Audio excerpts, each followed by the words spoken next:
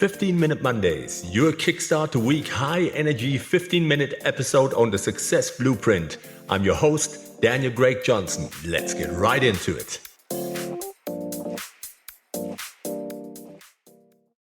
Hello everybody, welcome back on the Success Blueprint. It is 15-Minute Monday time and I'm glad that you are back. Today's episode, the person you become is hidden in what you do when it no longer feels special. Tribe. The version of you that you keep imagining will not be built while change still feels exciting. It will be built when nobody is watching. Nothing feels new and you continue anyway. Know what they say, integrity is what you do when no one is watching. We give too much credit to beginnings. They feel powerful because they let us borrow an identity before we have earned it. It's that dopamine hit.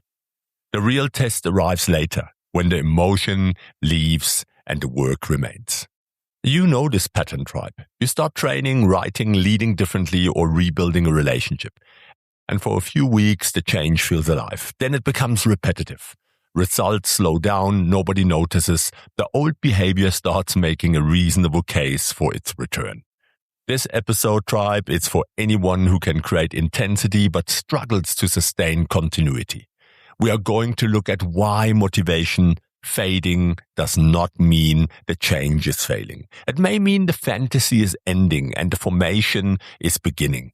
By the end, you will have a 5-step method for continuing without needing the work to feel dramatic, inspiring, or special. And that's a big one, tribe, and you will hear why.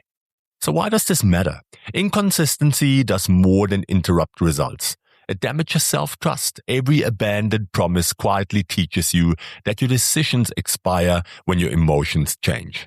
You stop believing your own plans, then compensate with a stricter program or another dramatic restart. I see this everywhere around me. For leaders, the cost spreads. Teams learn whether a priority is real by watching what survives beyond the launch meeting. A value repeated for 2 weeks and ignored in the third is internal marketing. In business, health, and relationships, what matters is often built through ordinary actions. Following up, reviewing the numbers, practicing the skill, and having the necessary conversation again. If you only perform when work feels meaningful, you eventually abandon the work that creates meaning. So what's the problem here? The common story is that you have lost motivation, become lazy, or chosen the wrong goal. Sometimes that is true, but often you were committed to the emotional experience of changing, not yet to the repeated behavior it requires. Novelty gives you energy and a temporary sense of progress. Repetition removes the reward. Now the action competes with fatigue, distraction, doubt, and the absence of applause. People confuse a quieter feeling with a weaker decision and wait to feel reconnected before acting. But commitment is not a feeling you preserve. It is a choice you renew under changing internal conditions. Here's the loop, tribe. The work stops feeling special, so you reduce the effort. Reduced effort produces weaker evidence of progress. Weak evidence creates doubt, and doubt makes a new method, goal, or identity look more attractive. You restart, feel energized, and mistake the emotional lift for proof that the new approach is better. Then novelty fades again. You can spend years in this cycle while appearing ambitious, repeatedly beginning and redesigning, always one new system away from practicing the person you already had the opportunity to become. So ask yourself, do you need a better plan, or are you escaping the ordinary phase in which the current plan demands something from you? Your answer may prevent another unnecessary beginning. So, as promised, let me give you a 5-step toolkit to overcome this and to work against it successfully if you implement it and you do the work. Step number 1, name the ordinary phase. When the emotional charge drops, do not immediately interpret it. Name what's happening. This no longer feels new. I've entered the ordinary phase. That sentence separates the condition from the conclusion. Boredom does not prove the goal is wrong. Friction does not prove you are incapable. This works because unnamed discomfort quickly becomes a story. I'm falling behind. I've lost myself. This is not working. Naming the phase gives you room to choose before the story takes over. And then ask, If nothing were wrong, what would continuing look like today? Step number 2, reduce the promise, not the standard. Define the smallest version of the behavior that still counts. On a difficult day, perhaps the workout becomes 20 minutes. The writing becomes 200 words. The strategic review becomes one decision, or the relationship repair becomes one honest conversation. This is not lowering your standard. The standard is continuity. You are reducing the size of today's promise so that pressure does not turn one imperfect day into a broken identity. Use a simple rule. Never demand your best performance as the price of remaining in motion. Keep the chain alive with a version you can actually complete. Step number 3, attach the behavior to evidence. Stop asking, do I feel like the person I want to become? Record what that person did. Use a visible tracker with 1 or 2 behaviors, not a complicated dashboard. Did you make the call? Complete the review. Train, pause before reacting. Keep the boundary. Identity becomes credible when it has evidence. Feelings can change 3 times before lunch. Recorded behavior is harder to negotiate with.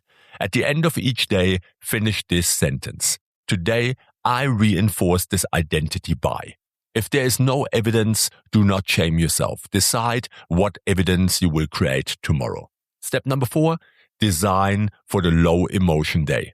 Most plans are designed by an energized version of you for an energized version of you. This is poor operational planning.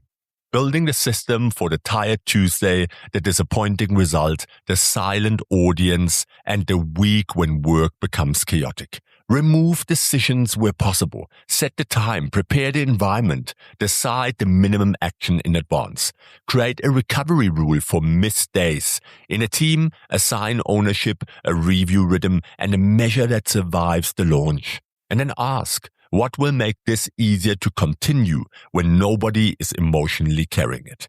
Discipline becomes more reliable when the environment stops requiring repeated heroics. Make the desired action the easiest credible next move, especially when pressure is high. Step number 5, review without restarting. Set a fixed review point, perhaps every 2 or 4 weeks. Until then, continue unless the behavior is harmful, impossible, or clearly misaligned. At the review, examine evidence rather than mood. What improved? What failed repeatedly? What needs adjustment? What still matters? This protects you from redesigning your life every time you have a bad afternoon. Adjustment is intelligent. Constant reinvention is often avoidance wearing strategic language. Use 3 options only. Continue, modify, or consciously stop. If you stop, name the reason and the lesson. Do not disappear from your own commitment and call it flexibility. Let the review improve the system without erasing the evidence you have already built. So what's the deeper meaning here, tribe? Why is this so important to me? Beneath all of this is a question of identity. Do you believe you become someone through a powerful decision or through the accumulation of choices that are too small to impress you? The first offers instant psychological elevation. The second asks you to earn privately what you may already have claimed publicly. There is no shame in losing momentum, but you still have agency. You can notice the absence of excitement without making it the authority. The person you become is not waiting at the end. That person is being rehearsed in your response to today's ordinary demand. And as per usual, some examples out of coaching engagements from last year, real-life examples without mentioning anyone. Imagine a senior leader who announces that the team will become more accountable. The first meetings are sharp, actions are documented, follow-ups happen. A month later, pressure rises and the reviews disappear. The team learns that accountability was a campaign. The leader changes the result by keeping one 15-minute weekly review. Even when there's little to discuss, the meeting becomes ordinary, and that is precisely why the standard becomes believable. Now imagine someone rebuilding their health. They begin with 5 hard sessions a week and a perfect eating plan. Then work becomes demanding and they miss 4 days. Usually they abandon the month and restart on Monday. This time they take a walk, prepare one decent meal, and train the next day. It interrupts the old identity, the person who mistakes interruption for collapse.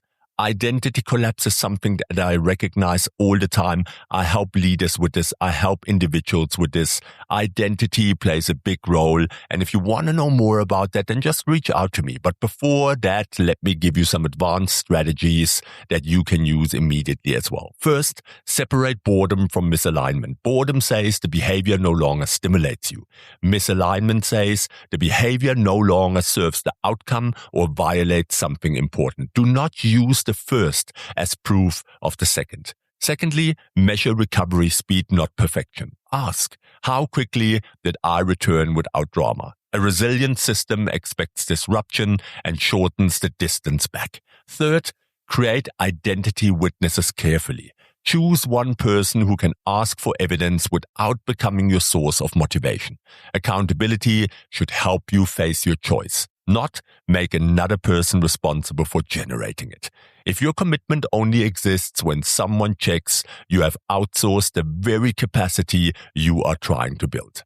And let me give you your weekly challenge for immediate implementation. Choose one change that no longer feels special but still matters.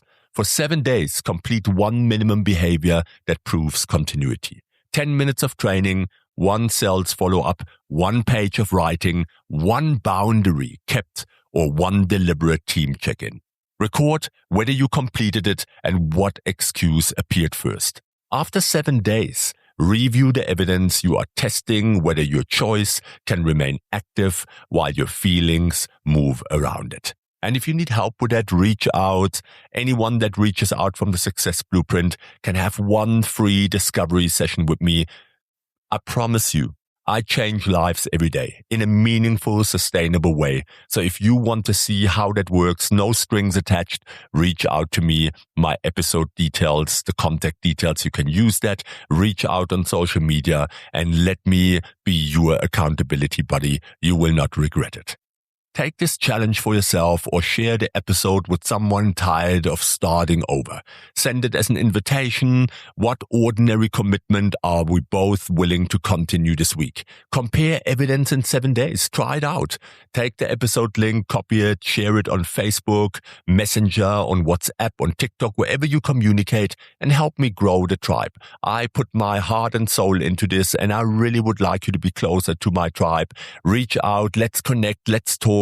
And make a change. And let's not forget our sponsor, Doc Marty Mushrooms. If you want to sleep better, think better, have more clarity, less brain fog, so many different things that Doc Marty Mushrooms can support with his blends, head over to docmarty.com. And if you use the discount code DAN20, DAN20, you get a 20% discount on your first purchase. I can guarantee you his products make a massive difference. I've tried them myself. So the first and only thing that you need to do is take action. DocMarty.com, leave some love. And in closing, tribe, beginnings reveal what you want. Continuation reveals what you are willing to become. When the work loses its shine, you may have reached the first honest part of the journey. So keep going, not because it still feels special, but because the person you are building still matters. That's discipline, that's resilience, that's grit, and that's how it works. It's your choice. Today you can make the change. Take this episode, prove to yourself that you can do it, and let that self-doubt climb out of the back window. And if you need help, reach out to me. But I hope that I see you next week, Monday, on the 15-Minute Monday. Have a good week. And this is Daniel Craig Johnson, your host on the Success Blueprint, with my promise, I'll be back. Take care, tribe.